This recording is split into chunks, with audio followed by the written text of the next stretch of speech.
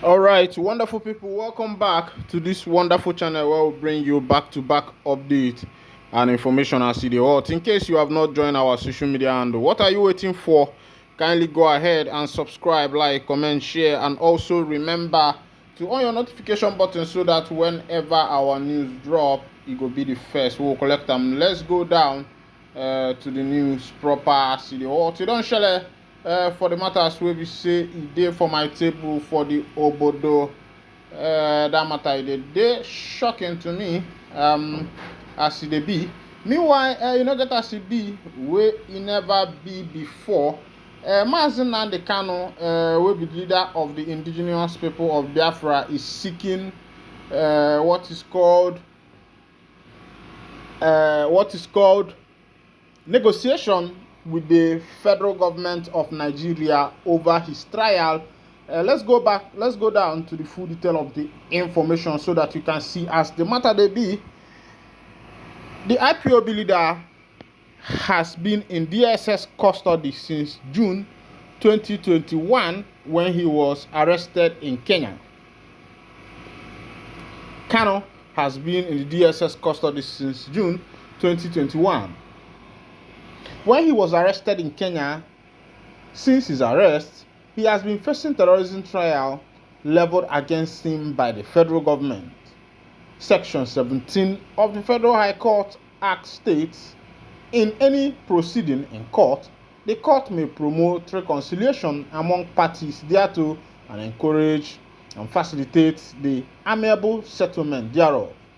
Speaking through his lead counsel, Aloy Ejimako, Kanu made this known in open court on Wednesday after he moved two applications brought before the court. The first application is to move Form 49 and an application objection to the jurisdiction of the court. Ejimako said if the applications are denied, they will move for the implementation of Section 17 of the Federal High Court Act. Responding to this, counsel to the federal government, Adegboyega Awomolo, told the court that he had earlier informed the defendant that he does not have the powers to negotiate on behalf of the federal government, as the fiat given to him does not empower him to negotiate. He added that the defendant should approach the Attorney General of the Federation. In her reply, Justice Binta Nyako said the court was not a solicitor but to only hear cases. Kanu, who arrived in court in the presence of his lawyers on Wednesday, also spoke on the killing in the southeast. He insisted that he was all for peace and had no hand in the murder of the some soldiers in Abia State a few weeks ago. I condemn it in its entirety, all of the killings, because IPOB was founded on a non-violent principle, and we maintain that stand. And some of these soldiers we are told are also our people. And his family is in mourning right now. So I condemn all the killings. I don't want that. We are fighting for freedom. So how can we want violence? We want people to be free. We have suffered a lot in Africa, from slavery in Arabia, Europe, and now slavery in America. This is when to focus on this continent and be what God wants us to be, so that they will know that we know what they are doing, he told journalists in court. This one is coming from Mazi Nnamdi Kanu Ohamadike, one of Ndi Igbo Manzu n'anya.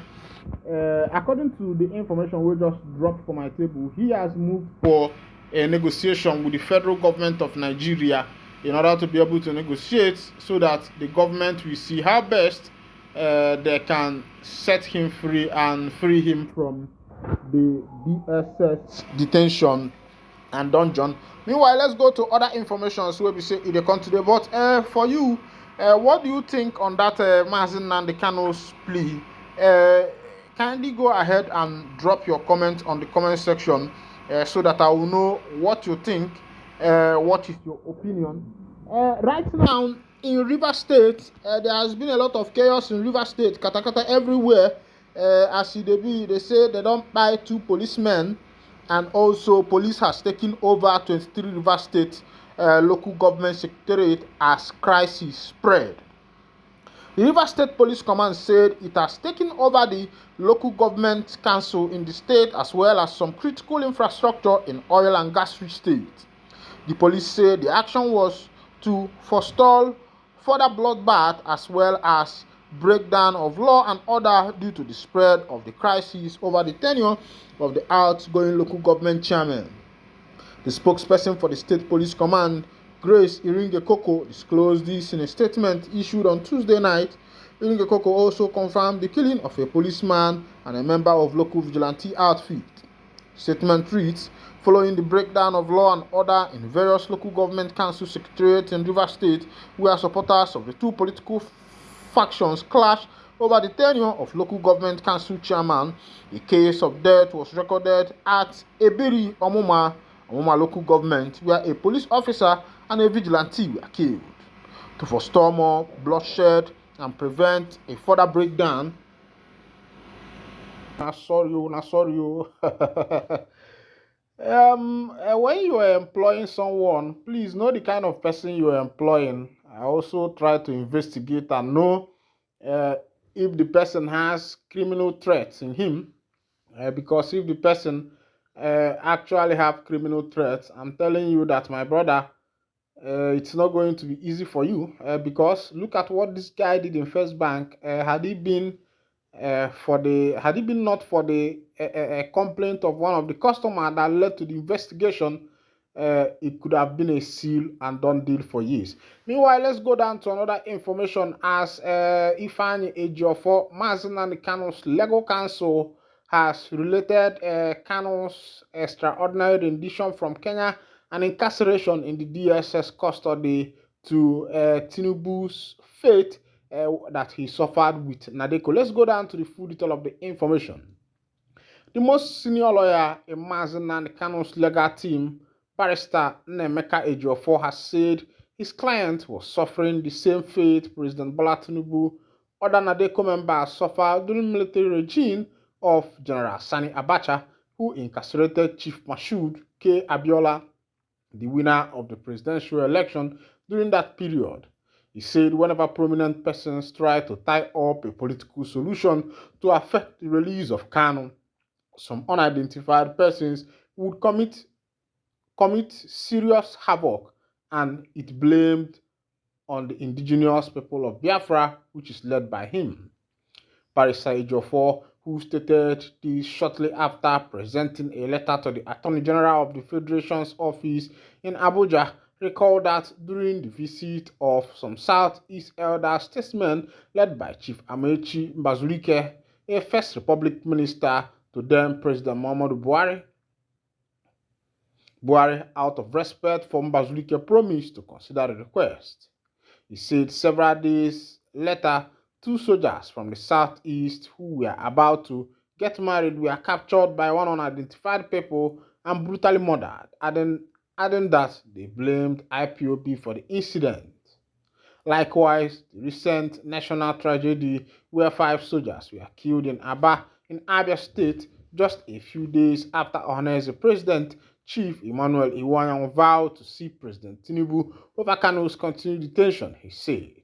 He called on President Tinubu to set up a team of retired senior security personnel to investigate the wanton killings in the southeast, stressing that during the Nadeko days, whenever a political solution is to be reached, Sergeant Roger and other members of the strike force would carry out bombing around the country, which will harden the mind of General Abacha not to release Abiola. Barrister Ejiofor disclosed further that the letter submitted to the Attorney General of the Federation showed the many judgments of Nigeria courts and international panels such as the African Union, African Commission of Human and People's Rights, as well as the United Nations Human Rights Council Working Group on Arbitrary Detention, all calling for Kanu's release. He said all the judgments were enclosed with the subtitle letter to assist the Attorney General reach a fair and just decision so that he can advocate for dispensing of justice with a human face so that the judgment on Nnamdi Kanu are enforced. When people that this don't see as it dey happen for this particular matter wey be say they drop for my table. No. Barrister Ejiofor dey suggest say this thing where they happen all the time. Whenever they say that they want to release Mazen Nnamdi Kanu, you will see one thing or the other happening.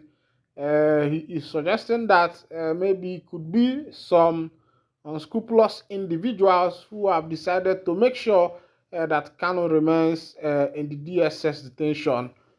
He also referred back to the day of MK Abiola, that whenever Abacha wants to release him, that one of the general will commit one thing in order to be able to keep Abiola back in prison. Meanwhile, this is where I'll be winding down the curtain. And if this is your first time of joining us on this wonderful channel, kindly go ahead and subscribe, like, comment, and share.